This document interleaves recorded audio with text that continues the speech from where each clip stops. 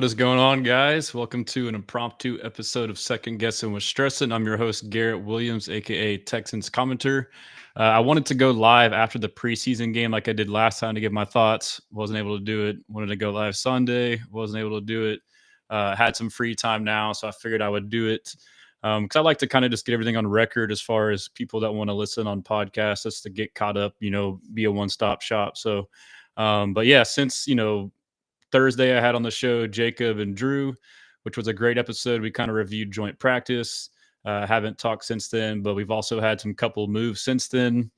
Injuries, injury updates, transactions, trades. So we'll kind of get into all of that. And I think what I'll do is I'll just go through my timeline like I normally do to kind of get us caught up and listen to press conference clips along the way. So as always, follow me on all platforms at Texans Commenter and or Houston Stressins on Instagram, Facebook, YouTube, X, TikTok, all of them. Website, houstonstressins.com. I've been really trying to write a lot of articles. I'm working on making it into an app so it can be an all-in-one encompassing thing. I'm trying to even do just, transactional news articles. But when I write articles, I try to provide more than just I try to provide as much analysis as I can, even if it's like a small, transaction article. Find a way to put a spin on it, but I like to embed tweets. So for me, if you're a reader, or even if you just want to read the same thing over again, I feel like it's a good way to kind of like formulate thoughts and then incorporate the messages in there. So if you don't, please subscribe to the free newsletter at houstonstressins.com. We already got people in the chat. JB Allen, what up? I'm ready to talk Texans. Swarm. Facts. I'm always down to talk Texans. BG, my guy, what it do? T, my favorite white boy, what's good? I'll take that, man. Appreciate it. Justin Friedman, yo, what's good on Facebook? Engineer, damn perfect timing on my way to go to the gym. I'm about to get you hyped for some deadlifts or something, bro. Or maybe I'll put you in a state of zen to relax and get a good workout. Justin Friedman, I haven't been able to keep up with news lately. How we looking? We look good. So, I'm about to run through everything. You'll get all the insight from me. And so, yeah, we're good to go here. Dot on X, you already know what I'm going to ask. Let me know, Dot. I don't know what you're going to ask. Shout out Blake Elliott on X. We blessing today. Facts. We're blessing, man. So, yeah, I'll kind of run into it. Let me share my screen here. Let's see. Share screen, X. I did my first 53-man projection. And I just wanted to get something out there. It was prior to the game. And there was a few moves I did that I didn't really like. But now I really don't like some of them. Things changed pretty quickly. So I don't know if we want to go through what my 53-man is, or maybe a waste of time or not. But yeah, we won't go through that. I'll just do a new one and we'll go through it because injury news, obviously, C.J. Gardner-Johnson, Joe Mixon, those could definitely implicate what we do there.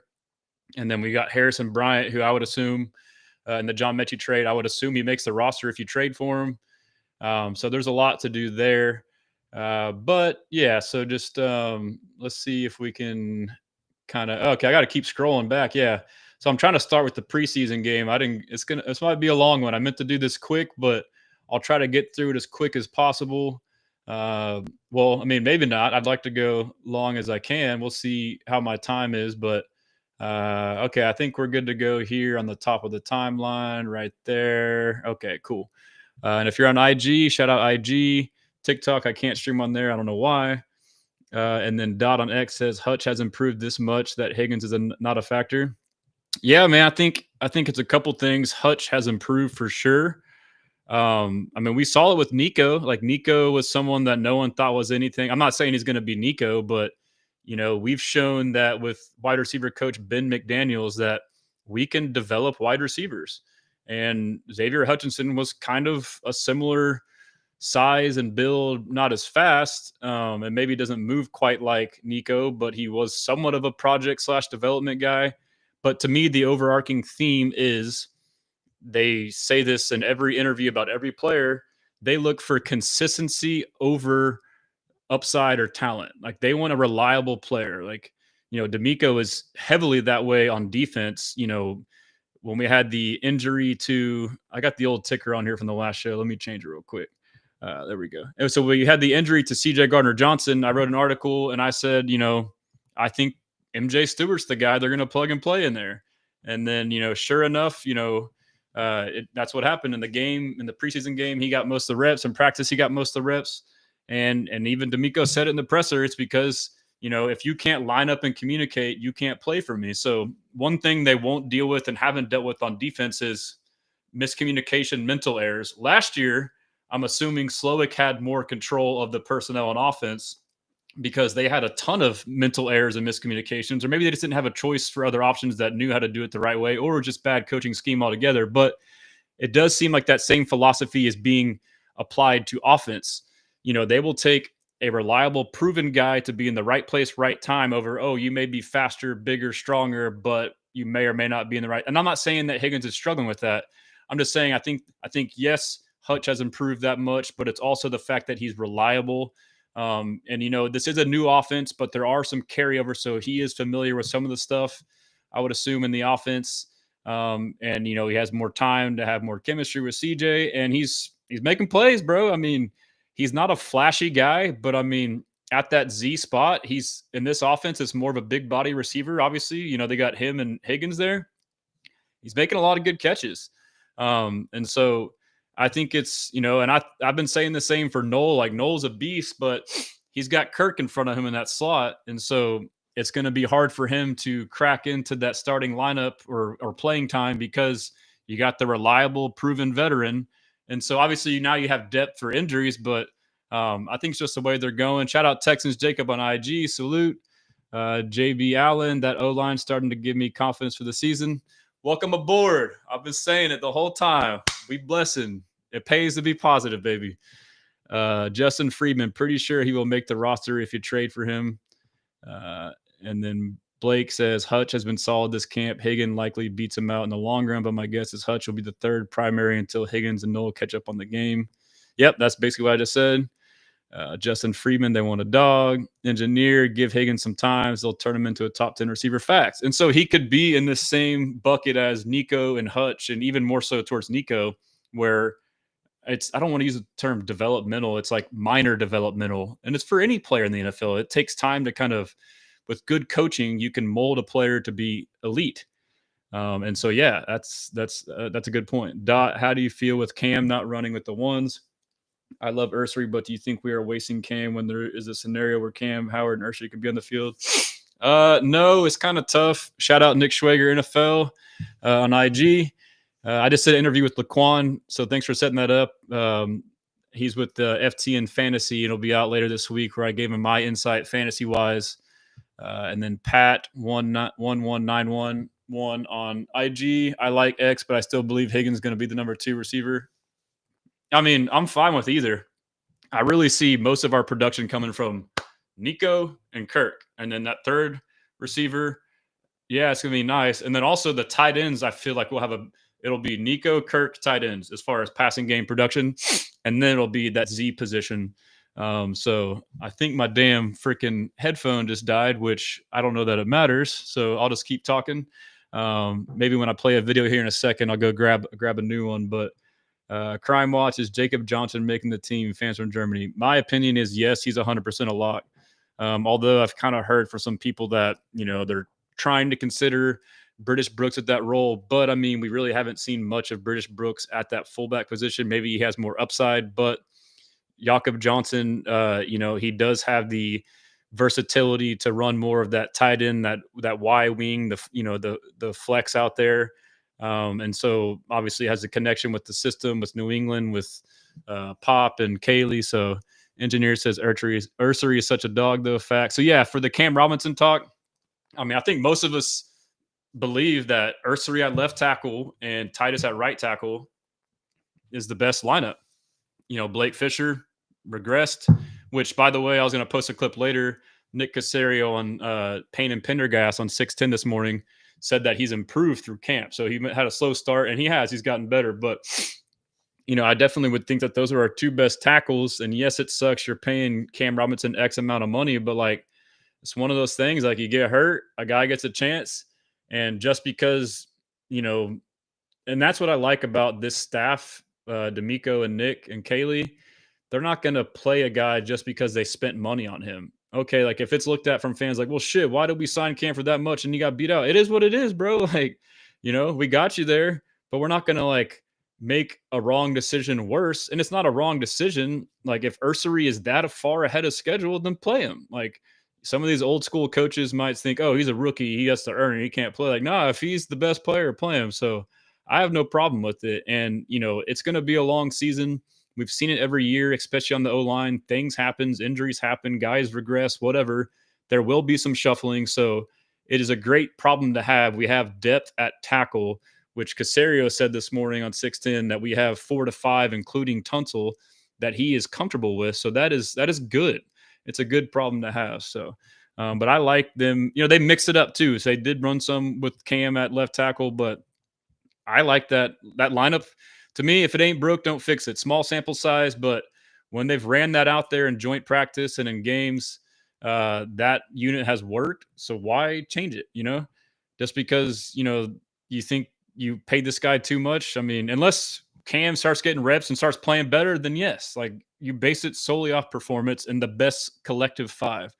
Austin Tucker, what's good? Blessing. Hope all is well. Glad we kept the O line the same, but damn, we got an expensive ass swing tackle. Yeah, see, so like we can't look at it like that. I mean, we also have a really, really cheap starting left tackle. So I mean, if you look at it that way, who gives a shit? We got to kind of get over that because good thing they don't manage a team like that because then your team would be a bunch of busts. Blake Fisher would be starting at a position because he was a highly drafted tackle type of thing. So I get it, but like it's also like, all right, what's best for the team? 2-year contract, right, for Cam? I'm not sure. I need to double check that. Justin Friedman, Ursary, Tony Yeyoid on Facebook. Will Texans cap make the team? I don't know. He should make the team. Kevin Peterson, I'm in Honduras listening to catch up on a cruise ship. Let's go, Texans. That's dope, man. That's dope. Hoping you're on vacation. Enjoy that vacation. Let's see here. So I get back to the timeline. And so, as I expected the ones in this game. It was unique because we had that, grueling Thursday joint practice scrimmage where they had a lot of reps.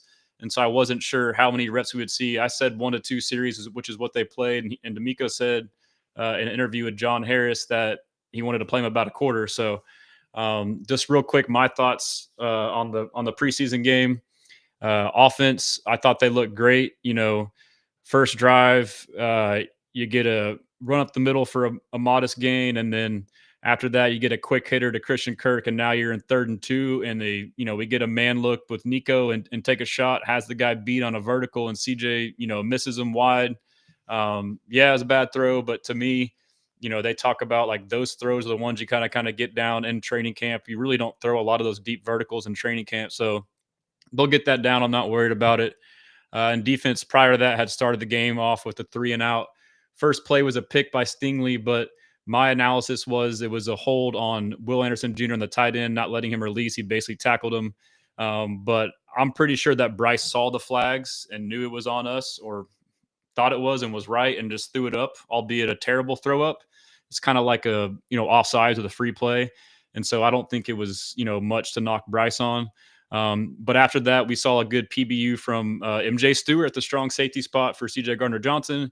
And then we also saw a PBU by Stingley on Tet McMillan, which was kind of a bad throw by Bryce. But and then the second drive with the ones was also a 3 and out, I believe. And we saw, our D line and they played 3 series. The D line in all 3 series had great pressure. There was one play where Will Anderson Jr., we'll look at the clip where he was lined up, isolated on the right from a super wide alignment, bull rushed, pushed Bryce out to the right, and Daniil did a spin and pancaked a guy. And then Will chased him down, misses him, but then Mario Edwards comes up to clean up the sack. So, I mean, right there, 3 guys balling. Tim Settle showed some good stuff. Tommy Togiai balled out again. I saw a couple good things from Sheldon Rankins. So the D-line's looking good, man. And we still have pieces coming back. We still have Derek Barnett kind of working his way back. Danico Autry potentially coming back soon.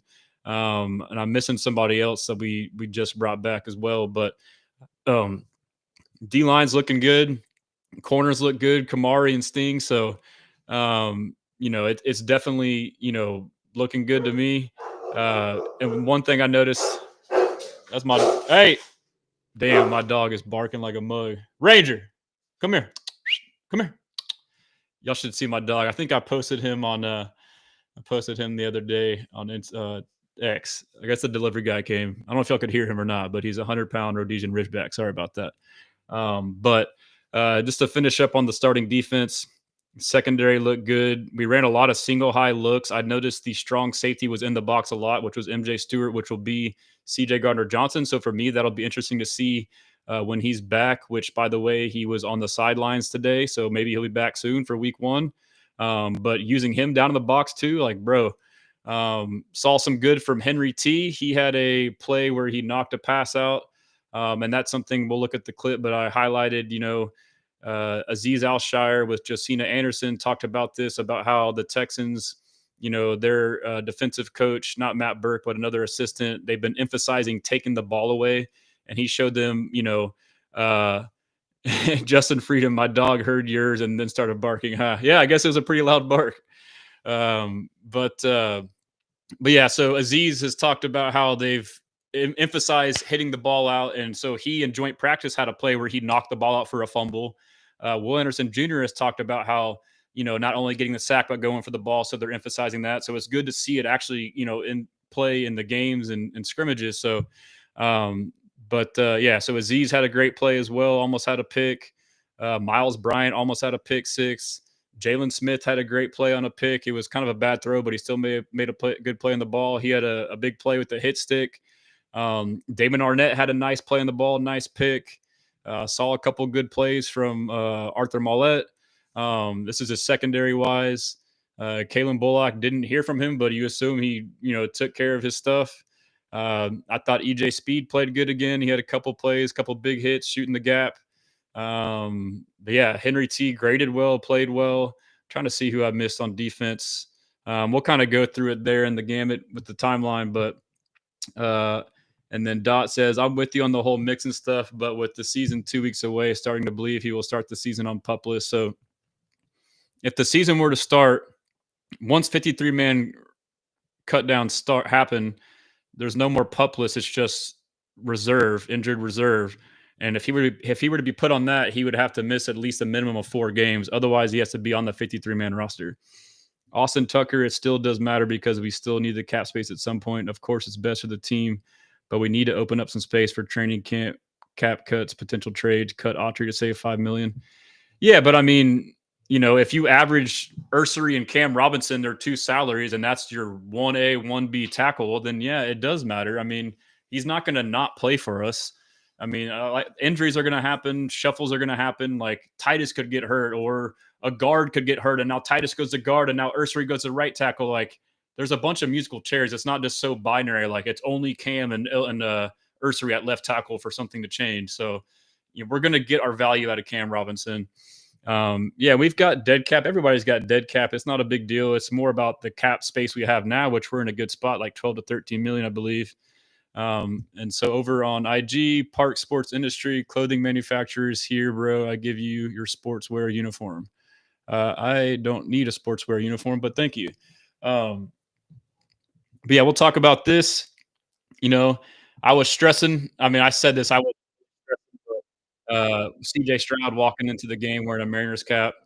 I mean, it didn't really bother me, but I made a tweet about it initially saying, stressing he's wearing a Mariners cap. Obviously, the Astros are struggling, but they're in a division race with the Mariners. That turned into a big ordeal later. I guess we'll get to the clips on that. And I said before the game, I expect we get to see Nick Chubb today and can't wait to see how he looks in actual full contact. I suspect he's much harder to tackle than most think and does better than what it may appear in most stud practices. And lo and behold, it played out that way. And that's kind of what I've been preaching. Like, I know a lot of people have been down on him thinking he's lost it and sucks. Like, no, bro, like he's good, just going along. Let me see here. And so the starting line was Ursery at left tackle, Tomlinson left guard, Jake Andrews center, Ingram at right guard, right tackle Fisher. I think, did Titus play at right tackle at all? But anyway, so Ursery played great. Tomlinson played great. Jake Andrews played great. Ingram has been playing great. He's been a great surprise. Just going to scroll up a little bit. I need to find my headphones. I might try and find a video shortly to leave y'all with for a second to get the new headphones. But there's CJ and his mom pregame right here. Let's see. And so, yeah, this is kind of my play-by-play. I was kind of looking through to see if I miss anything. And so, the second drive, we drive down there. We're running the ball, throwing the ball. Nice play action pass on a bench route to Jaden Higgins. We get down there. There's a play on second down where CJ scrambles, which I'll get to. But anyways, fourth down, we convert with Nico. Here it is. 4th and goal. Stroud with pressure coming to the goal line. Deep out. And I noticed this was the same play call that happened earlier in the week. Stroud threw a pick to Jackson, the cornerback from the Panthers. So basically, it's like a smash concept where there's a corner and up top, and there's a flat route. But this time, it seems like the corner was open and CJ threw the corner, and then in practice, the corner dropped back and took it. So I don't know if he sensed that they might try and do the same thing again, or it looked like Nico this time kind of pushed more vertical. And so the difference between his route and Hutchinson, who had that flat route last time, is with pressure coming. This is something I don't think it's on this view, but he comes back downhill away from the ball, which gives you separation, but also pulls that defender with you. So we're seeing a lot of the same vanilla basic concepts we've seen all camp. So, I mean, it's good to see. Obviously, it's preseason. They're the same way. They're not, dialing up exotic stuff. We're not either. But, I mean, it's still good to see us do that well. Shout out Texans. Jacob, he's, posted the stats. CJ was 6 for 8, 44 yards, 1 touchdown, 127.1 passer rating. Blessing. And then Blake Fisher had gotten injured, which was reported that it was an ankle. We'll see the clip here in a second. It was, his ankle got stepped on. Yeah, EJ Speed had a TFL. Let's see here. Here's the celebration. Let's see the celly. Hutch, Nico. Yeah, so Nico is still that dude. I know we're concerned in practice. He's not doing a lot.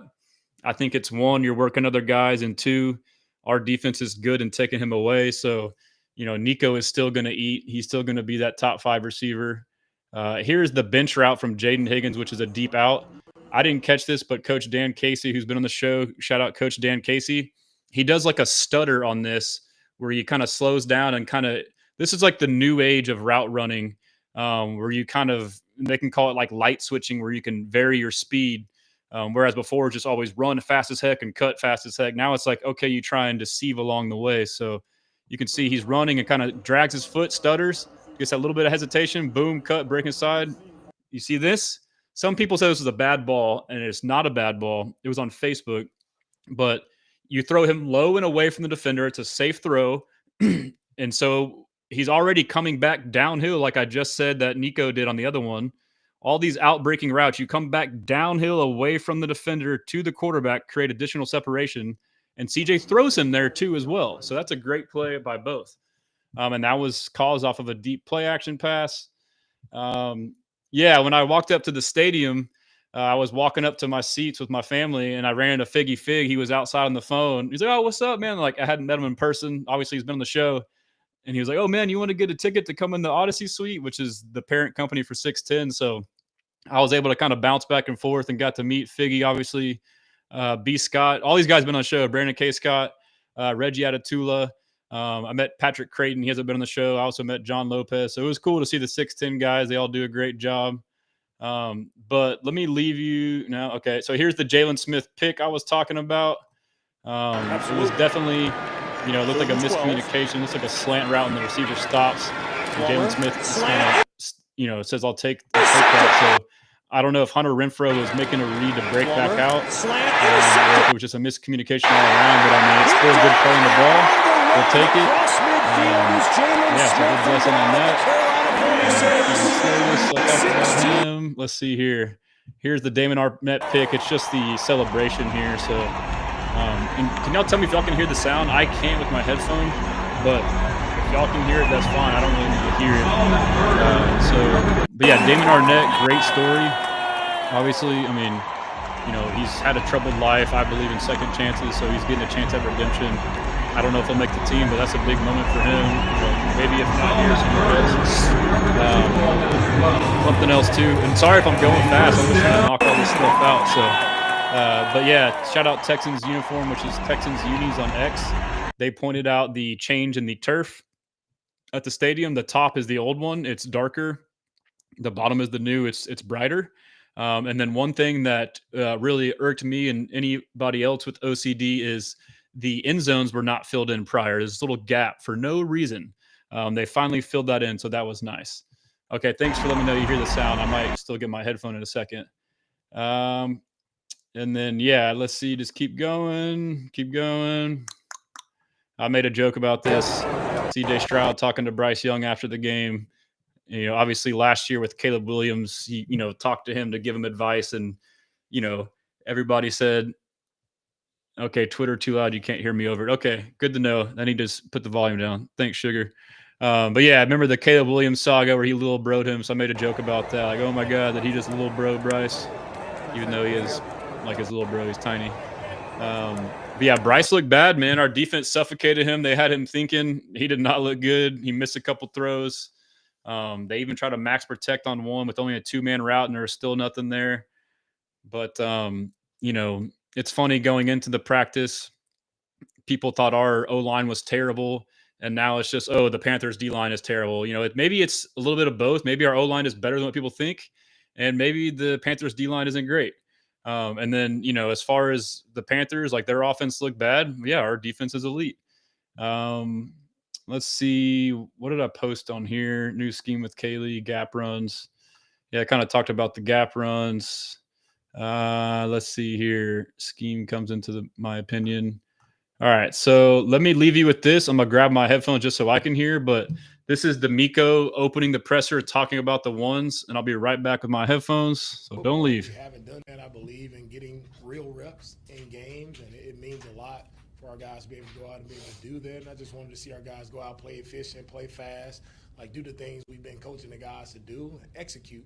And you always want to see the offense, have nice drives and finish with a score, and they did that. To see C.J. get out, get some live reps, see him and Nico and their connection, they're in a really good spot. Expect to see them to continue that. Just really proud of the offensive line again. I think this is the second week in a row now that they're just improving. They're getting better. See, we're able to run the football. Again, Chubb did a really nice job playing physical, running behind his pass. Just like the way just the whole team played a physical brand of football, the type of football that I expect us to play, and I'm really proud of the guys for that. And it's so cheesy and corny and colloquial to say physical ball, but like they've been telling us what they want to do on offense. They want to be physical. They want to run the ball, and they're doing just that, and it's working. So, he says the CJ and Nico connection, they're in a really good spot. That was great to see. So he said he was really proud of the O-line, said Chubb did a good job, which I agree. Let me catch up on some comments real quick. Let's see. Scrolling back up. Troy, shout out Troy. The Robinson signing isn't bad because the worst case is maybe a slight overpay for a top tier swing tackle. Should be viewed as a good thing that Ursery is good enough to already be at a solid bet. Yeah, that's exactly my take on it, dude. Engineer, the tackle spot is a nice issue to have, to be honest. I wish we had that issue at the guard spot. LOL. I feel good about the guard spots too. I mean, Juice Scruggs has been playing well. Ed Ingram, Titus Howard can be a guard. Laken Tomlinson's been holding it down. I mean, that's the big thing is, and I've been saying this, the depth overall in O-line is way, way, way better, which was a big issue because we had two guys regress. We had Shaq regress and we had Kenyon Green flop, and we had no better options. We had to stick with it. Troy, agree, engineer, better to have the issue of too many options than too little. Facts. We finally have the good problems. Jalen Edward Smith on Facebook. If Ursery is the real deal, could Robinson be a trade piece in season? Chargers, maybe. I wouldn't trade him. Like maybe down the road, but like maybe if Fisher becomes more reliable. But to me, having 4 tackles is a good thing. JB Allen. Chubb is starting to show folks why was signed. Chubb is still capable of turning negative 3-yard runs into positive 5 yards gains. Facts. Yeah, and so that was my argument the whole time is like he's a power runner. He's not, a speed back who's going to look great in shorts and shirts and cut runs 80 yards up the field. But he also showed he has great vision and patience, and he found the hole and he hits it. He's decisive. And, I've been saying too in these practices, even though they're full pads, you really don't know when he's going down. They blow the play dead as soon as he's contacted because it's stud. But we saw him break a lot of tackles and get extra yards. And yeah, the big thing with this offense is, positive yards, not negative. So like as JB said, now like flipping a -2 to a positive is like massive. As long as we have, the chains moving and keeping it in manageable downs, like, that's exactly what we want. It's not sexy. It's not flashy. The philosophy is pretty simple, but it's smart and it works, and it's working now, albeit, preseason. But shout out AJ Gray on IG with the H's. JV says folks are saying Cam can be a swing tackle, but I have my doubts as Cam has never in his life played right tackle. I at least think Cam would back up LT left tackle. Yeah, so I mean, I would have my doubts about him playing right tackle as well, but I guess like it just depends on what you mean for swing tackle. So with Ursery being able to play right tackle, Cam can just be, let's just say right now it's Ursery left tackle and Titus right tackle. If Ursery goes down or whatever, okay, Cam left tackle. Okay, if Titus right tackle goes down, okay, Ursery right tackle, So, and then Cam left tackle. So he's like your swing tackle as the left tackle, but the other guys are more versatile. Whereas Titus can play left and right. Or let's just say you have multiple injuries at the guard spot, left guard or right guard, and Titus needs to go to guard now. Okay, Ursery go to right tackle. So like all this, hysteria early on about OTAs, about trying all these guys in different spots and why are we doing this? They need to learn reps there. No, this is why we did that. We have so many options, so many guys that can play so many spots that actually have meaningful reps in it. This is exactly why they did that. So, I mean, it's not, I guess, technically he's not a swing tackle, but he is. It's just the way you look at it. So, Nick Snelting, thanks from the Netherlands, man. Really enjoy your content. Hey, I appreciate that, bro. That's dope. JJ Sugar, I know it's a good throw, but part of me wishes CJ wouldn't throw so many low passes. So that way our receivers can get some more yak. I mean, I don't know how much yak he would have gotten on that route because it wasn't, in my opinion, crazy separation, but I know your point. Fernando Esamilla, hey, great job with the video. Thank you, sir. And let's see. Justin Frieden, Bryce's problem is that he's short too, so that doesn't help him. Yep. JJ, we'll find out about our O-line against Detroit or the Rams for sure. Yeah, dude. That's two good tests. So, yeah, that's true. JB, Rams definitely verse Fist, Young, and there's another DT I'm forgetting his name. Rams pass rush is legit. Yes, they are. Engineer, I mean, the Panthers have Derek Brown, who's one of the best DTs in the league. Yeah, and we handled him pretty well. I'm not sure his exact snap count, but he played in practice. So, HDAV Traveler, sup everyone? What's going on, brother? And we were all caught up there. So, let's keep going through the timeline. D'Amico Ryans on Woody Marks, who had a great day after the game. Improve. I thought Woody definitely shined today. When I talk about playing physical brand of football, like Woody did that. I mean, running through 4 defenders, 3 defenders at a time, and still falling forward. Like, that's what I expect from our backs, and he did a really nice job of that. And just also with our backs, he's done a really nice job in pass protection, picking up the blitzes. I think Jawar had one. We had a couple last week, but they've done a really nice job picking up the blitzes in protection, giving our quarterback time to finish the down. I thought Woody definitely shined. I'm almost choking over here. Sorry, guys. Chugging water, damn. My bad. But yeah, Woody had a good game. Like you mentioned, shit, breaking through tackles. Golly. And something that's, golly, I can't even talk, bro.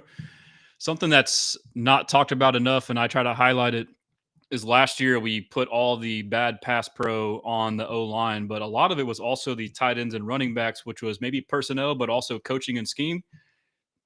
And already we can see vast improvement in the RB pass protection.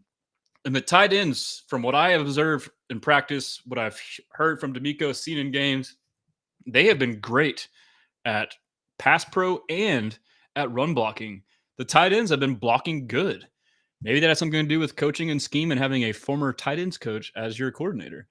Kate Stover's been balling. So here's the whole Mariners hat saga. Here's CJ's initial answer. Can you tell me about your decision to wear that? Yeah, I mean, I love hats. Like, I wear hats all the time. I probably have every team, but I support, the Astros and the Dodgers because I'm from LA and love, it's kind of contradicting, but I still love the Astros, but it's all good. I understand, but it's all about the swag, baby.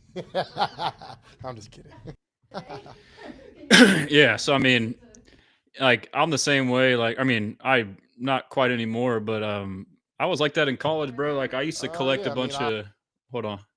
When I used to have swag in college, I had a bunch of MLB hats, like, and I wore the Brewers throwback hat like every freaking day, and I was still a diehard Astros fan, so I wasn't tripping on this. I know some people are, but it probably got too much talk on that. But it's Texans world. There's always something going on. But next clip right here will be CJ Stroud on Nick Caley after the game. Still learning, a lot, being a first-time play caller. I think he handled it great. He's very communicative. He loves to, he wild guys up and bring juice, and I think that's a great thing for our offense. I'm excited to work with him. He's a great guy, loves football, knows why we're calling things, how to call him, when to call him. So, yeah, he's been great, and I'm very grateful to have him as an OC. So there's a couple interesting things there. He talks good about him. Communicative, that's great. Communication was bad last year. Loves to rile guys up. We all know that. Loves football, knows why we're calling things, how to call them, and when to call them. Not sure if that's a shot at Slowick or it's just him complimenting him on that, but that's good to hear. A couple comments. JJ Sugar, low key, I'm happy Stafford is going to play week 1. I wouldn't want any excuses for when we beat them. Facts, I agree. I've never thought that he wouldn't play. To me, he's a tough dude. I think he will play. JV Allen says, are we satisfied with Andrews starting at center? He seems like a tough, no-nonsense player. Yeah, I'm very satisfied. And I've been kind of being a little, taking my victory laps on a couple takes, but like, people assume our O-line would suck because, Jake Andrews, like, you got this Jake Andrews guy. Who the hell is this guy? It's like, just because you haven't heard of a guy and just because they're not highly drafted doesn't mean they suck. I mean, he's young, bounced around, had been in the league for 3 years or less. Doesn't mean you should write him off. And then guys like Ed Ingram, like, oh, he sucked last year at this team. And Cam Robinson, no, he sucked last year in 6 games in Minnesota. It's like, man, like everything's in a vacuum. Yes, they may have not played that good that 1 year, but scheme matters, coaching matters, and they certainly got these guys for a reason. They saw stuff in them that they liked. They didn't just they knew the severity of the O-line. So obviously, like me, I was like, oh, in free agency or draft, we need to address guard and get a big name guard. They didn't do that, which it shocked me. But like once I evaluated, like it makes sense. Like they know what they're doing. And, these guys all look good so far. So, like our evaluation may not be right. And I've said this too in defense of the O-line. Like, how many O-linemen's name does the average fan know, especially for the interior? And really, you only know their name if it's like top couple elite guys. And like, yeah, we like really know, skilled players and stuff. But Jake Andrews and Ed Ingram are proving that true. Like, hey, like that don't mean crap. So, I mean, and like a lot of these O-line, especially at the O-line position, you can be a no-name guy and you can be smart and work hard and have some of the basic skills and be, groomed to be a good player. Like many great linemen were not highly touted, had a slow start, late drafted. And so I'm not saying I knew that he would be great or will be great. I was just saying like, give the guy a chance and I trust the process. And so far it looks good. So, Dot says if Mixon returns, I'm assuming we are trading Pierce. That is also my take. Running back room is crowded. And I think that, I think Pierce has been on the chopping block for a while. The Metchie trade signals that we are open to moving on from anybody. They're really in similar positions, showed some flashes, same draft class, 1 year left on their contract. And both kind of stacked rooms now, it appears, if Mixon is healthy. And, they're guys that we've seen. They've been inconsistent is the big thing.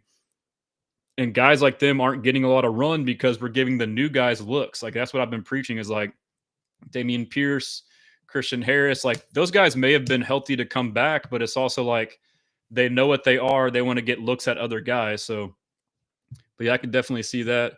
Engineer, he probably didn't think much of it, but probably wouldn't wear that hat again. Yeah, I'm sure it's now he knows. Sugar, I think the hat thing was an issue because of the timing of him wearing a Mariners hat, given the current situation the Astros are in. Yeah, I mean, people are already over it. JJ, I don't really care, but I can understand. Yeah, I see both sides, but I mean, it's just silly all around.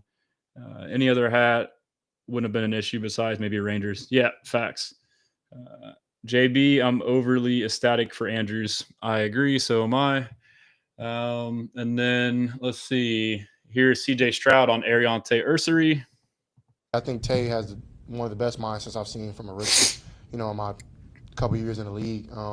He texted me the night he got drafted, and I texted him. I was like, hey, bro, excited to have you on the team. And he was like, I'm going to die on the whole line for you, bro. I'm going to die out there. I was like, all right, bro, appreciate that, man. I respect that, bro. I appreciate you saying that. So that's just his mindset. He wants to, be great. He asks the questions, going against Will and Daniil every day makes him really good. And I think, when he faces other guys, he's like, man, it's kind of easy, but he still keeps up that same tenacity and that same work ethic. So very mature guy, loves football, loves his teammates, and I think he's going to be great in this league. That's awesome, dude. Everything you hear, the more we learn about Tay Ursary, the more I love him. Absolute dog, dude. I mean, the whole mindset mentality that D'Amico talked about on O-line, again, sounds cliche and cheesy and over talked about, but I mean, it's true. Ariante Ursary is the epitome of the type of guy we want to get, and it's made a difference. He is the type of mindset you want for an O-lineman. And then here's CJ Stroud. This was such a great interview about having more control. This one, I feel like in the past, he's said things and people saying he's taking out shots at Bobby. I think this is a shot at Bobby. Like high school, I had a lot of ways to, get to other plays, protections. Same thing in college. Like Coach Day put a lot on me to protection-wise and some of the alerts and cans and audibles that we had. And he helped me a lot that way. That really prepared me for that. Our schemes the last 2 years really didn't have those capabilities at least yet. So I really didn't get to do it. But this year we introduced that, and I think it's been great to just have some ownership, know what's going on, not always have to throw hard and always guys in my face. I always kind of know where it's going to come and how it's going to come. We're always on the same page communication-wise. Like me and Jake, I feel like we're like always on one accord. Same with J Pat and the rest of the center. So I think it's been great just to have some ownership. So at the end there, that's a good thing. Him highlighting the connection between the communication between him and Jake Andrews. But I mean, the big takeaway here is obvious. Like, and I've been saying this on this stream and online, like, he didn't have any control last year. And I would say, and people are like, well, how do you know? Like, it's freaking obvious, bro. Like, one, the Shanahan scheme is notorious for handcuffing quarterbacks. It's unironically, their philosophy is to try and make things easier for their quarterback. They don't let them do anything, and they actually make it harder for them. So all the shit we've been talking about every day on this show, and now we're starting to hear it from all Nick and D'Amico, but like now he can ID the mic in both the run and the pass protection. So now when he does that, which he just said, when you're involved in setting the pass pro, you now know where your strengths and weaknesses are. So you can already preemptively think, okay, I need to look here, look there. Whereas before, O-line did it and you just trust God, I mean, yeah, that's why you're getting pressure. You don't know where it's coming from. Audibles, he said, basically I can audible now, I can. So they maybe had some of that, but not enough. And he did try and politely wrap it around like we just didn't get there just yet. So yes, I understand the argument from people saying, well, that happens for all quarterbacks when they're young. Nah, man, I don't believe that shit. I mean, someone like CJ who's cerebral, I've been saying the reason why he got drafted number 2 overall is because he was in an offense in college that allowed him to have command of an offense. And so now you take a guy with his strengths and skill sets that get him to be this level, and then you make him something else just because he's a rookie. Like, oh, he must not know shit. It's fucking football, bro. Like, yes, defenses are crazier and this and that, but the level of college ball at college football, especially at his level, is pretty damn freaking close. The athletes and also the schemes, like, it's not like, I mean, yes, there's a difference, but like he could have handled this year one. Jaden Daniels had the ability to do this year one with Cliff Kingsbury. You telling me CJ Stroud couldn't? And so he's about to be unleashed. And that's why when we were looking for an OC, I was very high on Chip Kelly because I thought it would be very similar to what he did at Ohio State, which allowed him to get drafted so high. Turns out, there may have been interest, but he went for $5 million to the Raiders. But we got another OC who still understands this concept and is allowing him to do it. So, I think he's going to be unlocked. The handcuffs are off. And the big takeaway is like he had more command of his offense in freaking high school, bro. Like that is crazy. And it's not only just him, like the receivers have more autonomy to make the right decision. The players are empowered, which is great. This is what you want to hear. So, and then Rich Boy J, shout out Rich Boy J. Any thoughts on JJ Taylor getting released? I mean, I don't know if it signals anything, but I think he's somebody that likely clears waivers and gets back to the practice squad. I know he played 5 games for us last year, being elevated from the practice squad. So nothing crazy on that. Fernando, I'm not even sure what trade value Pierce has. What could the return even be? I mean, maybe a 6 or 7. My argument is look what Metchie just went for. Look what Kenyon Green went for. There is argument to keep him. I think he still could be effective in this offense with more gap scheme, more downhill concepts. But if the room is crowded, he is desirable. So like those same arguments we can make about him bouncing back. Another team that may run more gap scheme that needs a running back could use that. And also he has a 1 year on his contract that he's pretty cheap. So he's a cheap flyer for someone to take. And a lot of these trades you see, like the John Metchie trade for Harrison Bryant, who supposedly they also wanted to cut. It's like a little loophole in circumventing the waiver wire. So if a player is not a vested veteran, which I believe have accrued basically close to four full seasons, essentially, or X amount of games in 4 seasons, if you're basically still a young guy and you get cut, you hit the waiver wire. But if you're like over that, you're a veteran, you become a free agent. But either way, in either instance, if it's a young guy like the Eagles like Metchie and they wanted to get him on the waivers, if he would have gotten cut, they wouldn't have gotten him. They were at 32 from winning the Super Bowl. So they said, okay, we'll just trade some capital and get the guy we want. And then as far as free agency, like the other end too, if it's a vested veteran who's now a free agent, you still want to trade for them with the 6th, 7th round pick because you avoid competition. This is what we did with Joe Mixon and Christian Kirk, whereas now that player can pick where they go, you guarantee to get the player. So that's like kind of a new way of doing things by GMs. They don't really care about these 6, 7 round picks if they can guarantee to get a player they like. JJ Sugar, we got so lucky to get Ursery, or maybe it's all part of Nick's master plan. LOL. Hey, you never know.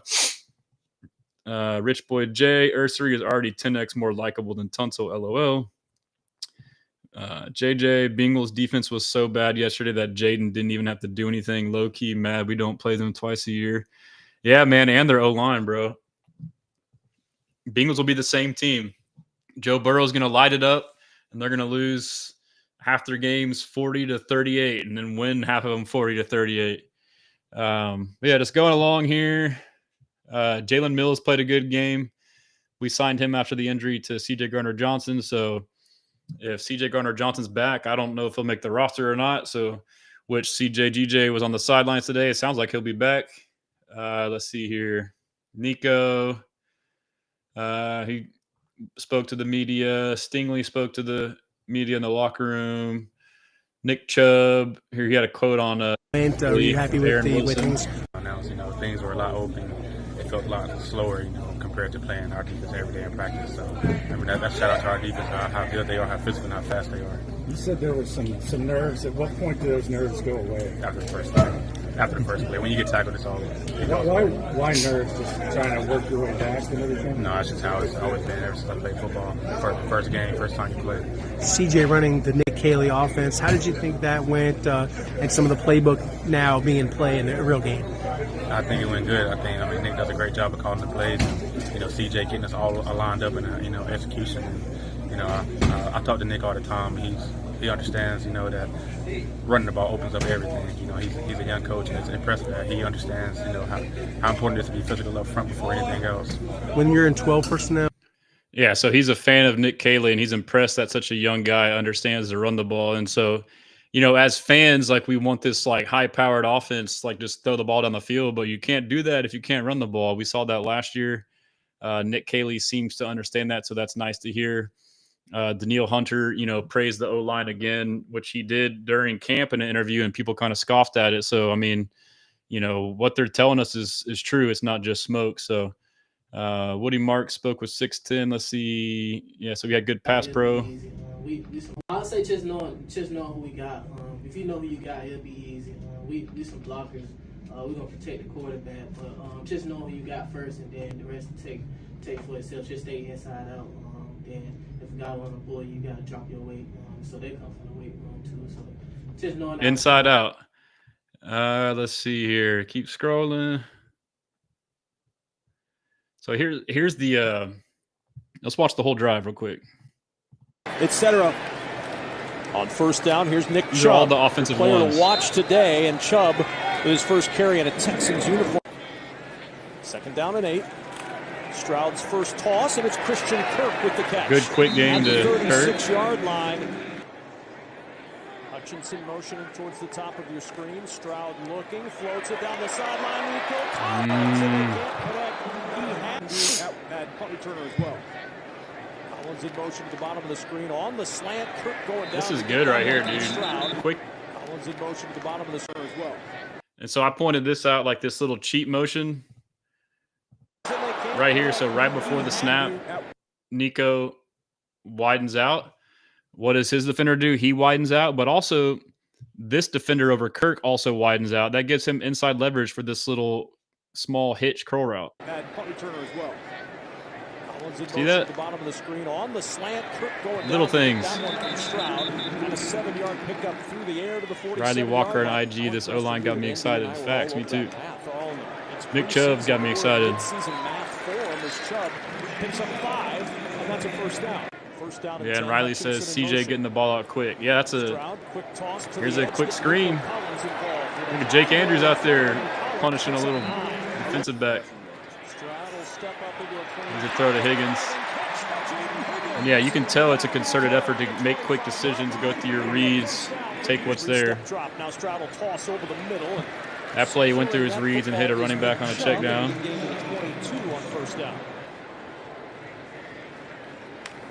Fullback. On 2nd and 6. Wow, he's up the middle. Found a good hole with take that all day, bro. Houston first down, Trayvon Merrick. This trip to the red zone brought to you by TDECU. And on 3rd down, Chubb up the middle. Come on, dude. Again, you can't stop this shit, dude. Imagine Mixon and Chubb all game. One after another, dude. You're not stopping that. Stroud looking to throw.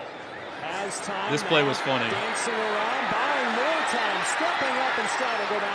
So in the stadium, my seats are like up here in the upper level end zone.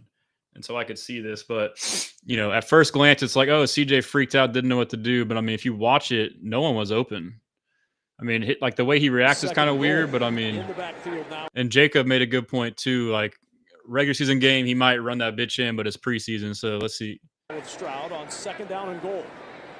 Covered. Covered.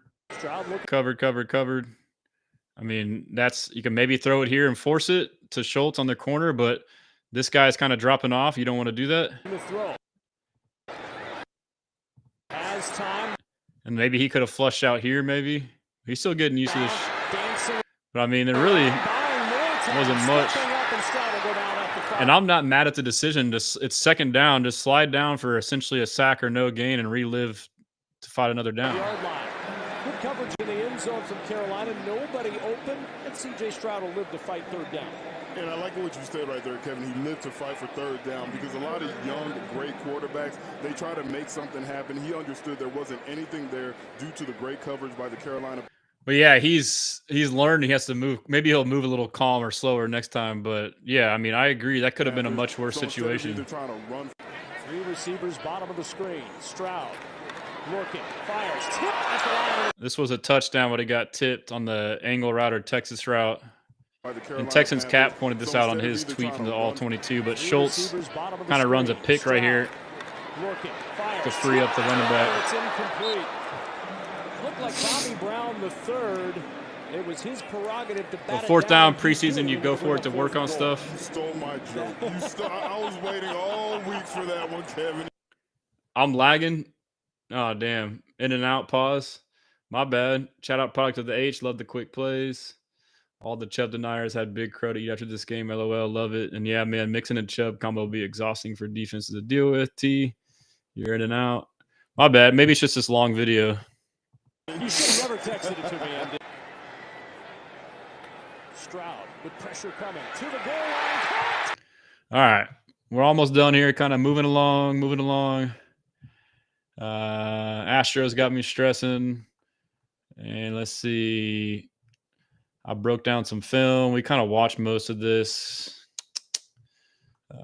Interview with Aziz. Yeah, Nick Chubb. I mean, all 22. We watched the main tape. And let's see. Yeah, I'll go through the article in a minute on Joe Mixon. And I noted, too, that, Nick Chubb, Woody Marks, and Jawar Jordan all having good days is not good for Pierce. I mean, just the longer somebody's out, just like when Cam Robinson's out and Urshray does good, it's never good when you're out and the people, taking your spot are playing good. So Jake Andrews, I'm a big fan of him. Let's see. I don't really know what he said anything great on that, but there was a good interview there. Trevor Lawrence trip. Let's see. I'll take the volume off so they don't get mad at me. Tripped on his own player and fumbled. Mid-season form for the Jags. We can go to the grades too, I guess, in a minute. And so Texans Jacob says Texans defensive pressures yesterday. Will Anderson Jr. 2, Tim Settle 2, Daniil Hunter 2, Junior Tafuna 1, Tommy Togiai 1, Solomon Byrd 1 with the sack, Miles Bryant 1, Darrell Taylor 1 with the sack, Mario Edwards Jr. 1 with the sack. So, I mean, that's pretty good, man. I'll take that. Is the audio good now or is that just earlier? Let me know. Jalen Smith graded out well. And let's see. Kind of going through the all 22. See if there's anything that we missed. There was the John Metchie trade. C.J. Gardner-Johnson immediately after tweeted the 8-ball emoji because he wanted his number. I'll get to a video on that in a second. And then, I had to take my victory laps that they could trade John Metchie. As soon as we signed Braxton Berrios, I said, this could be bad news for John Metchie. And then I said that we could trade him, and this guy said we couldn't. So I had to dunk on him a little bit. But yeah, the trade was, we basically swapped our picks back in the prior trade with Kenyon Green and C.J. Gardner-Johnson. Texans got Harrison Bryant and a 5th-round pick. Eagles got John Metchie and a 6th-round pick. Harrison Bryant is, known as more of a blocking tight end, a little bit bigger. I think when Brevin Jordan went down, I think Irv Smith is a 1-for-1 replacement for him, as close as to a 1-for-1 replacement you can get in terms of size and skill set. Obviously, he's a little bit slower than him. Brevin is faster than pretty much all tight ends. That was his unique skill at that spot. And Brevin Jordan had Irv Smith had a productive day. We'll go through his catches here in a second, but Bryant brings in another versatile type of player. So I could see them keeping 4 tight ends now. Luke Lachey has been kind of underwhelming so far. He's still young and raw. He's still developing. So here's Harrison Bryant with a catch in the wild card game against us. It was over on a seam over route, and it was like a 20, 30-yard gain.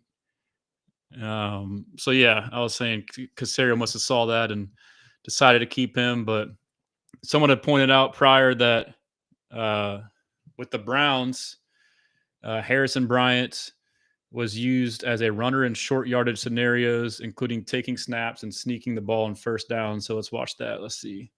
So who knows if we do some of this stuff. It would be cool to have some creativity like this. Big body falling forward. Taking the snap, couple QB sneaks.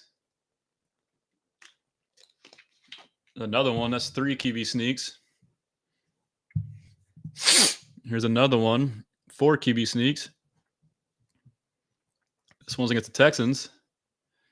End around. So, yeah, I mean, he could be used in that regard as well. And, yeah, I pointed out that play was the same play. And something I've noted, too, is Cade Stover is a better blocker on the move.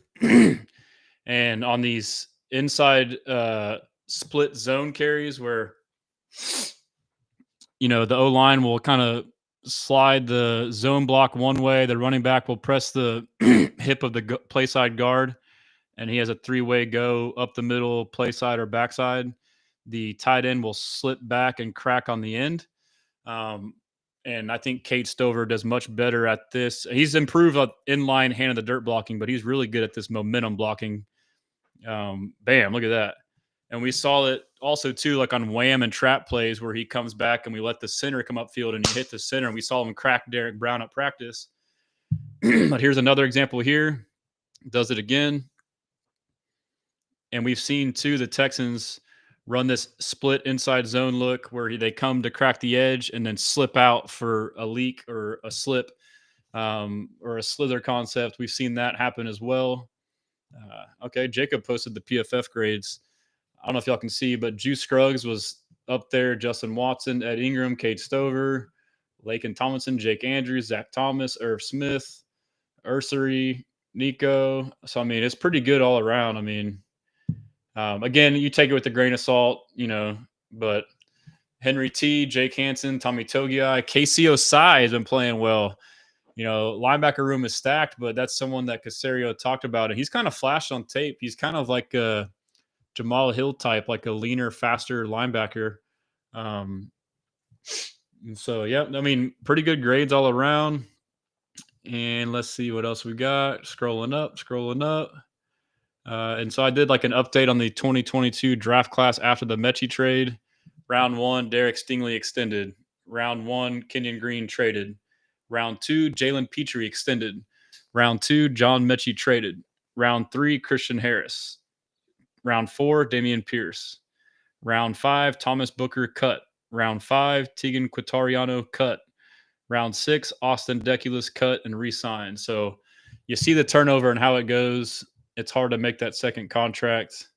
Andy Dalton had an elbow injury, which happened by Daniil Hunter on that third down where it seemed as if Tet McMillan may have had a big play. It was on Stingley. But regardless, Hunter hit his elbow and tipped it. Looks like he hurt him. Let's see if we got any more in the chat. JJ Sugar, I watched some playoffs predictions on CBS, and they had the Texans missing the playoffs and getting beat out by the Jags for the division. That's crazy. Cap. Is my audio still cutting in and out? Man, that's not good to hear. Why is y'all's audio cutting in and out? That's good to hear that some have me fine. So most people, was it on YouTube? I'm sorry if that's the case. Hopefully it's fine when I re-upload it to YouTube, Spotify, and Apple later. Wiggles Ming, haven't heard Rankin's name much in preseason. Is he up to snuff? I hadn't either, but he hadn't really done much. But I thought he did some good things in the limited reps in this game, so I think he'll be just fine, man. JJ, I knew when Henry T went out there with the backups, he'd bully all the second stringers. Henry T, good to be playing with the backups. Yeah, but he was playing Mike a lot, which is good. So again, it goes back to doing your homework and getting guys at different spots in case things kind of happen during the season. So I noticed we ran a little bit of 4-3 as well with Henry and Speed and Neiman and various ways. So I made a video with C.J. Gardner-Johnson on the number with Metchie. So this clip was from a while ago. Got a CD, 8, which Metchie got to get out of it. I'm sorry, Metch. I'm sorry. I love you to death, bro, but God. A few moments later. Insider Tom Pelissero, the Texans get Harrison Bryant and a 2026 fifth-round pick in exchange for John Metchie and a 2026 sixth-round pick. 2 seconds later. Give me that. What? Give me that. It's the motherfucking Eagle Double G. Snoop Dogg. Thought that was fun to make that, but yeah, C.J. Gardner-Johnson has no chill. As soon as he got traded, he tweeted out the number 8. Here's part of C.J. Stroud's post-game interview after the game. A lot of focus on the O-line, shaking that up this season. How comfortable were you in the pocket? Great, yeah. I think those guys did a great job. Communication first, and then being firm. It starts running the ball. I thought we ran the ball great. Nick did amazing. Our tight ends blocked their tails off. Receivers did their thing. So, when you can run the ball, it's easier to pass. It makes it easier on the O-line and pass protection. You a lot of focus on the O-line, shaking that. So when you listen to all of these interviews, and when like players and coaches and everyone is saying the same stuff, that means that they're being told from the coaches. Like when Tay Ursery and C.J. Stroud and Nick Chubb are saying it starts with running the ball, it starts with running the ball. That's how you. And then when they say it's about positive plays, like all the stuff where it's about being physical, that's because they're telling them that in the meeting rooms over and over and over again to get them to think how they think.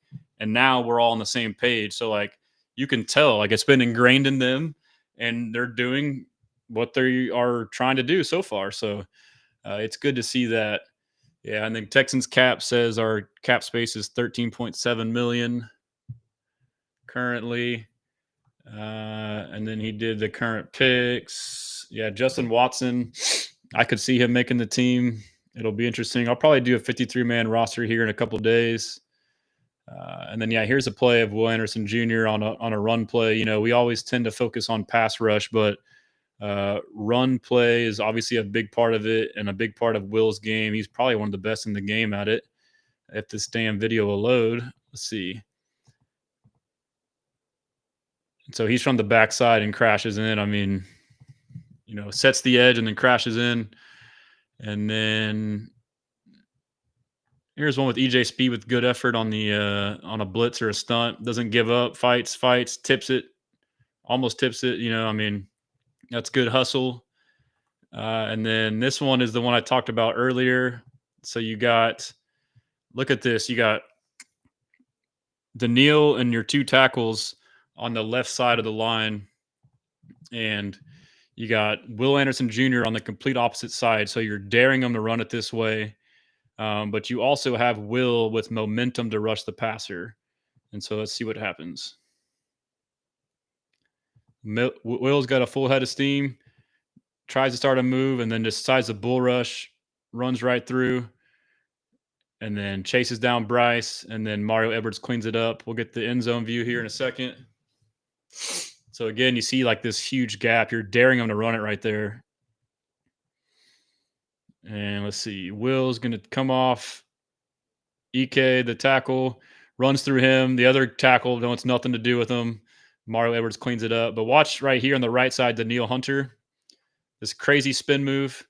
And then pancake. Boom. Like this is creating chaos, dude. Like good luck, bro. Bryce was SOL on that play. That's insane. And I thought this was good from Jake Andrews. I know some people may not think it's much, but, you know, relative to what we're used to, it's just something on back-to-back plays I noticed. So Jake Andrews, the center, you know, he's working to the second level. The play gets stopped, but I feel like if the play would have kept going, he would have, you know, handled this defensive back pretty handily. I mean, there's not much there, but, you know, you at least see the effort of getting the second level. And then this one on the screen pass to Nico, you see him get out in space.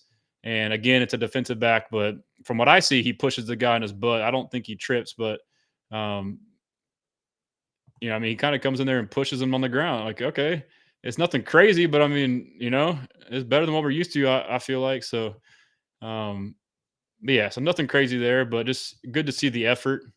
And that's what D'Amico's talked about is finishing and nastiness. That's part of the mentality. And then here's like an all 22. I talked about these cheat motions. Here's one. Braxton does a cheat motion. Now both guys move their alignment based off of that. And late in games doing these little tricks. This is the one earlier where they move their alignments. Kurt gets hit on the slant. But yeah, you start throwing these little wrinkles late in the game. They're tired. You get them thinking that little bit of extra, you can catch someone sleeping. So little things matter like that. This was something I caught George Kittle blocking. I think it's a great block, but you can't see how great it is because the run gets stopped. But he takes on the backer, pushes him back, and, you know, handled him. And you can see him like shaking his head, like right here. Like that's that remind me of like George Kittle. Obviously, it wasn't like a crazy pancake, but like the attitude, you can tell he enjoys blocking. So like to me, like that was a pretty cool little deal. Ursary balling. Let's see. Matthew Stafford was back to practice. No surprise to me. And then, yeah, Fisher hurt his ankle. We talked about that. Here's a play with, let's see, Aziz, almost an interception on this one. Yeah, he was covered. Dalton got pressured and just threw it right to the guy. Let's see. Yeah, and Aziz is still, playing relentless, going towards quarterbacks. Trevor Lawrence hit be damn, it's football, bro. Like, get down or get hit, it is what it is. I'm glad they didn't call that shit because it wasn't a penalty. Let's see what else. This one is very impressive by Tim Settle. Tim Settle and the left guard blows him up and then allows Will to make the play. So number 64, he just sheds him, meets the running back in the backfield, makes him realign, and then Will cleans it up. And let's see what else we got. Here's a good play by Henry and Aziz all over this run play here. Up the middle, they're both just waiting for him. Aziz does a good job of staying in his gap and kind of baiting him into the other one, waiting on him to cut, and then right there to meet him, as well as Henry. Let's see. And here's the play where I believe Fisher sprained his ankle. It looks like Ursary got beat. I don't know if that's like considered beat given the play because it's a screen pass. The end kind of takes himself out of the play, so I wouldn't say he got beat. But this left edge runs from all the way across the formation and steps on Fisher. You can see it right there, right here. This guy's just like out of control and steps on Fisher. But Stafford about to get this work in 3 weeks. Facts. Almost done. Here's EJ Speed shooting a gap. Right here, backside. Shoot.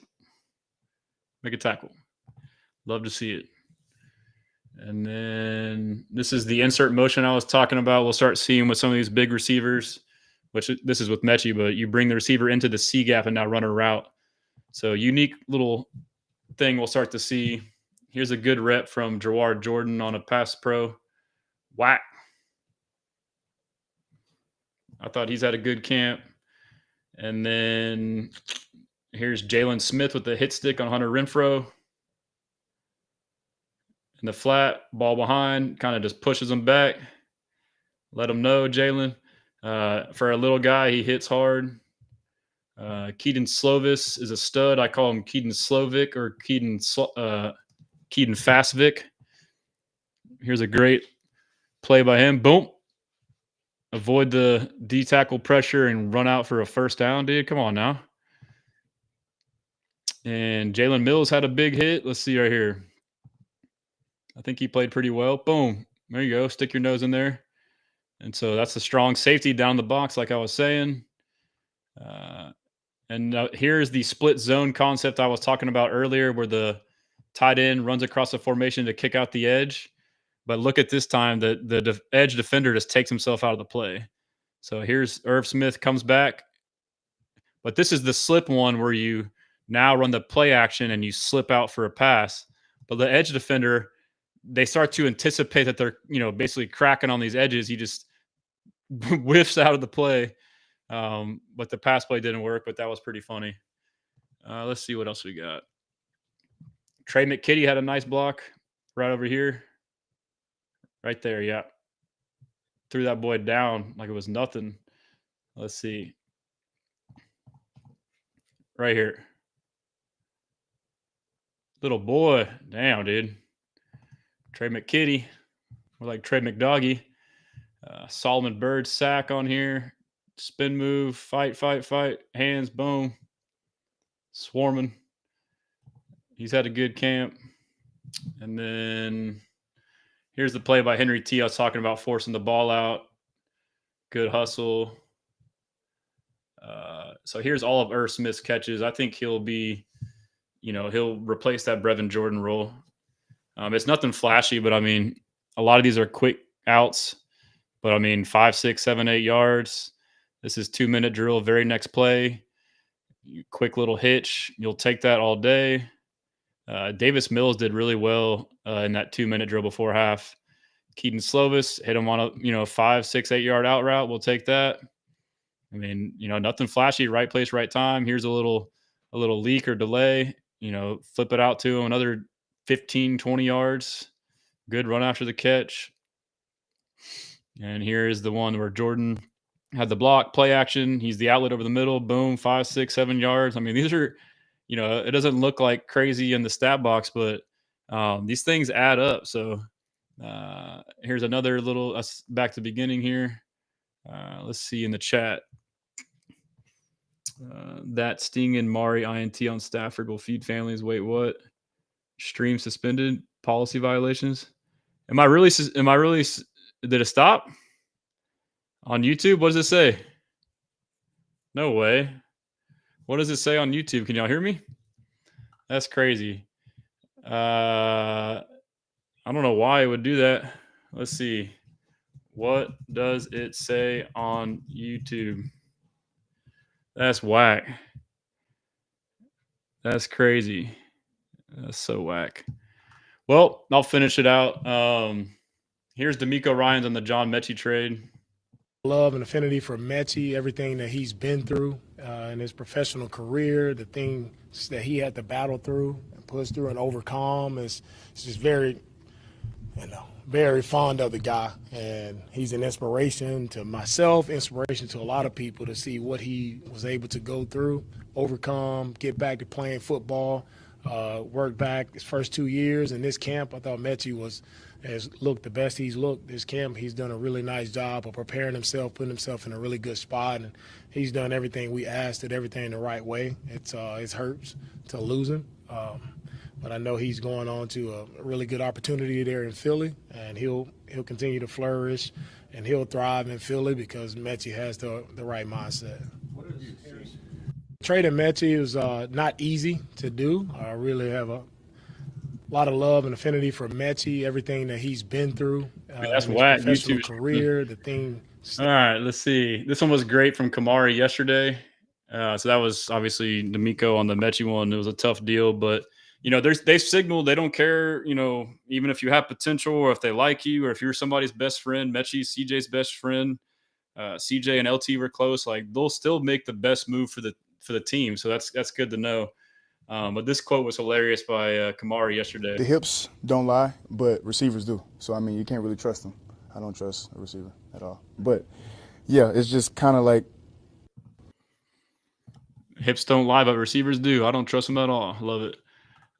Henry T had a good game. Good interview with Tim Settle with Sean Pendergast. And let's see. We are almost done. There's Henry T. And so here is Terry on Joe Mixon today on Pain and Where Penny. are we at with Joe Mixon? Is there any clarity on that? Yeah, no change. I mean, Joe's kind of, working through it. He's still on the NFI list or PUP, whatever list that he's on. So kind of take it one day at a time. And, once we get a little bit closer, probably have a little better idea where he's going to be. But Joe's working hard, trying to get himself back ready to go. So whenever that is, we'll take it as it comes. That running. Where are we at with Joe Mixon? All right. And then, and so I'll get to my article to give you my take on that. But yeah, we talked about earlier, O-line today was the same, but then later they kind of subbed in Cam Robinson some at left tackle. So we kind of went over that. This was pretty cool. Safeties drill. The safeties coach, Steven Adagoki, was in pads getting hit, tackling. Videos via Jonathan M. Alexander, the Chronicle.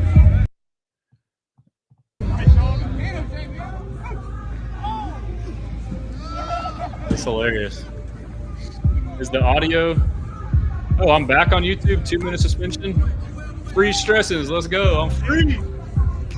That's freaking crazy, bro. Do y'all think it was because of the all 22 or a video with audio? Because sometimes I'll do like a video with audio from like a game, and they'll dock me for that, or if there's like a song or something, and I can clip it out. But I feel like we did all 22 in here recently, and like other people like do an entire stream on all 22. So that's kind of weird.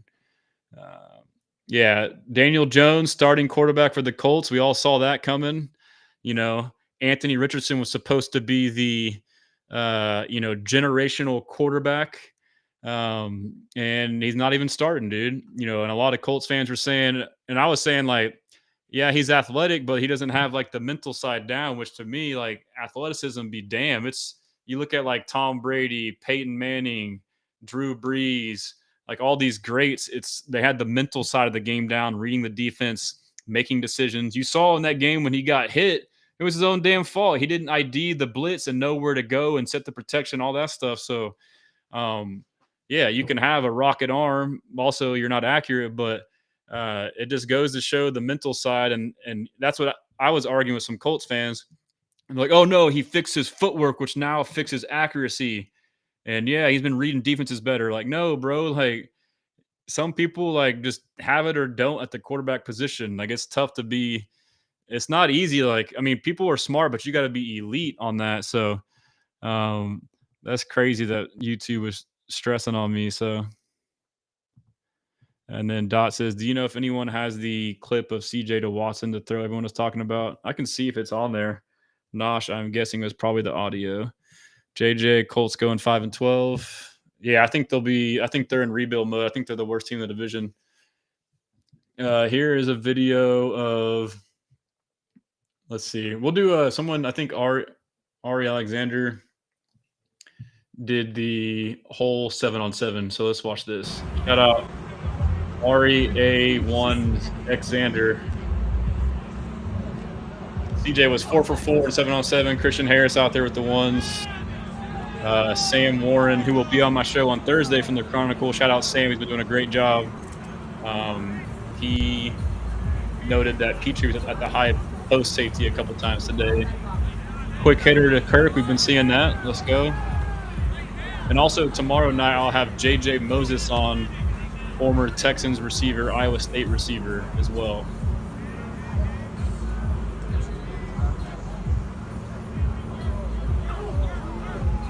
There's one to Hutch on Steam. Hutch has been balling. I'm going to mute this just in case they pick up the audio again. But yeah, it's still 7-on-7. Petrie in the slot, looks like on Higgins. Quick out route to Kirk. That's what I'm saying, dude. Kirk, I mean, he's going to eat, bro. And so, yeah, they kind of tweeted, shout out all the local beat reporters, DJ BNMA 2, Sam Warren, Landry, Cody. Aaron Wilson, they all kind of like tweeted out the, play-by-play.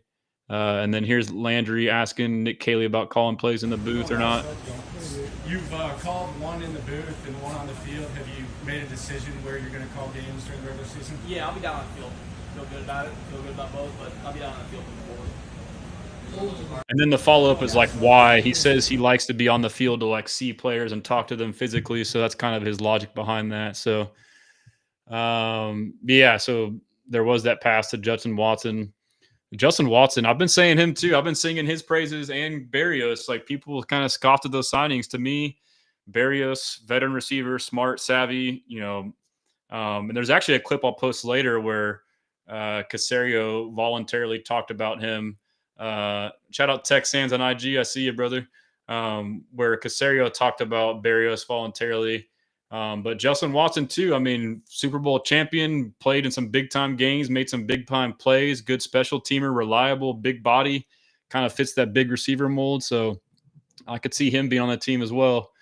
And so, at this point, I'm not really hyper focused on like results of practice. We've already went through that gamut, skies falling, not falling, I feel good about the offense. So, yeah, and then let's see. Yeah. We'll go through my article in a second on Joe Mixon. I'll tell you why I am not worried. Here is, we don't need to listen to that. It was Metchie, is Caserio on Metchie. We made it to the top. So let me go to the site. We'll share this tab instead. And so, yeah, so, I'm not worried about it. We listened to the interview. Basically, Caserio said no change, which is what D'Amico said, but it all started, reported seeing a walking boot by a fan at the airport. Aaron Wilson, since then has been reporting at it. Voluntary OTAs in May. Mixon's not there. and it said, let's see, he's been in a walking boot recently for injury. Sources called minor. And then he talked about it again on the 26th of July. He's on the NFI after aggravating foot/ankle issue from last season while working out this offseason. Walking boot spring, then brace, mobility improved in summer. Game goal is same as before. Get him ready for Rams game week 1. Okay. And then a couple same day, he says last summer, Texans Joe Mixon. This is like, I think he did this after the rap report to kind of calm the waters. But this is what I was saying too. Joe Mixon missed most of preseason with the quadriceps injury, didn't play in any preseason games, which was typical of what he did with the Bengals. He then rushed for 159 yards, 1 touchdown, 30 carries in opener against the Colts. So yes, he did the same shit last year is what he was saying. That was earlier. But yeah, it all started when Rap came out with the same report. That was the same news. He reported the same thing that Aaron reported in May, and kind of threw some stuff in there to make it sound different, but it was nothing new. And so that kind of is what set everybody off. And so D'Amico, the following day, this is what he had to say.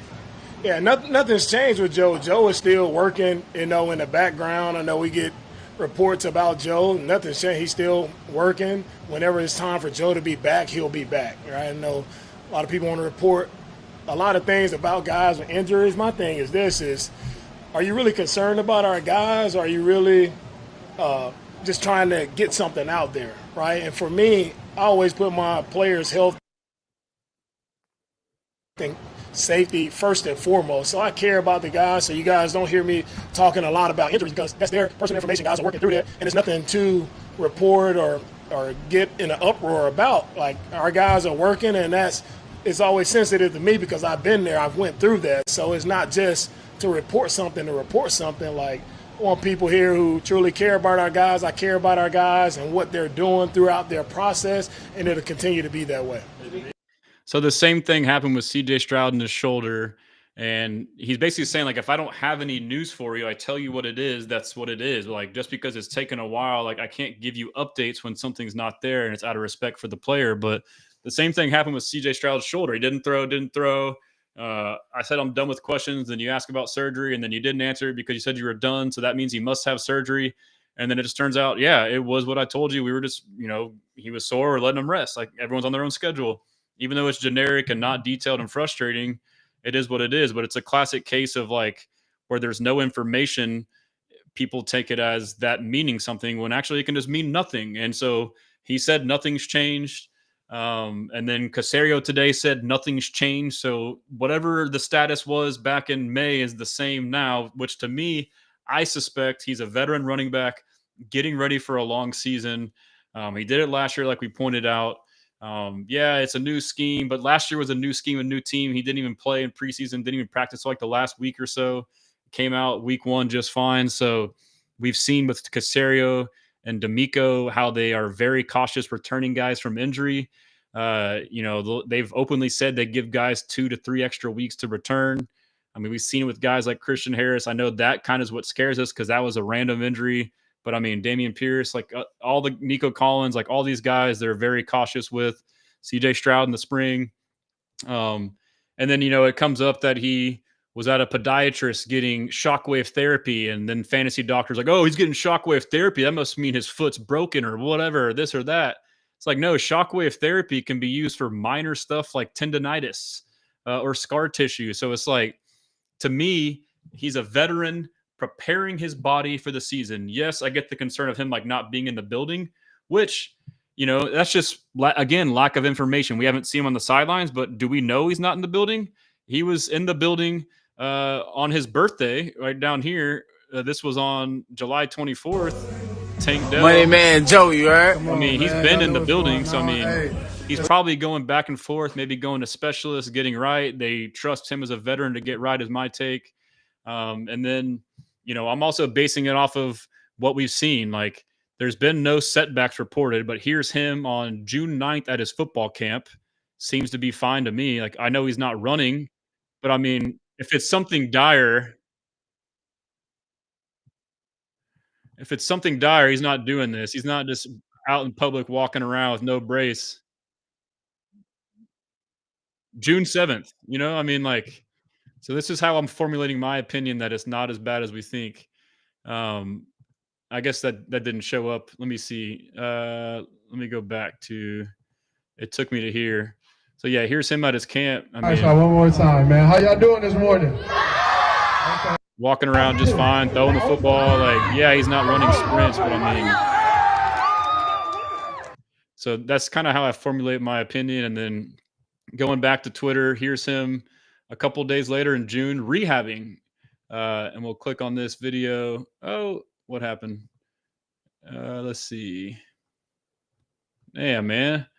Go back to, okay. We're almost there. We're almost there. All right. So this is him rehabbing on June 18th. Again, he's not running, but I mean, you know, he's working out. He's moving on it. I mean, he's, you know, doing a bunch of stuff.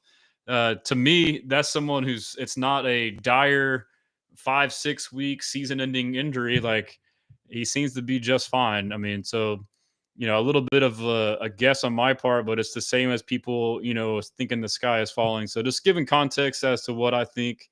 It's all in that article. You can check it out. I've been writing a whole bunch of articles. I'll be doing a newsletter soon. I'll do an article with a recap on the game and all the news updates. And so just trying to keep you guys updated. If you can, subscribe to the free newsletter right here. And so it's free. Obviously, the store, I'm about to drop some new merch. I got a new 713 shirt coming with Christian Kirk and C.J. Stroud. I'm working on a D'Amico shirt, a Nick Caserio shirt, couple others, Captain Kirk shirt. So start getting that going. And I'm going to try to get the app going to where I can have the forum. It'll be like a Discord, which I may just make a Discord and plug it into here. But yeah, so I mean, that's basically all I got. Let's see, a couple comments before I go. Let's see. And then Nosh. Okay, caught back up.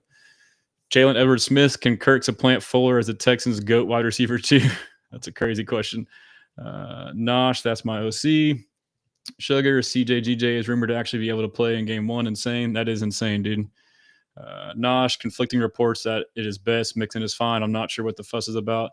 I mean, he may not be fine, but it's all speculation. And it all started from the Rappaport tweet, which was the same information that Aaron gave months ago, but like it just gets spun in a way. And, you know, I mean, I could be wrong, but like, I feel like he's fine. I feel like it's just a veteran ramping up and preparing for a long season. But that's all I got, fellas. I appreciate y'all joining me for the impromptu live. It'll be up on my live under YouTube if you want to rewatch, or on Apple and Spotify. Search Second Guessing with Stressin'. As always, follow me on all platforms. And if you ever need anything, hit me up in my DMs. I appreciate you.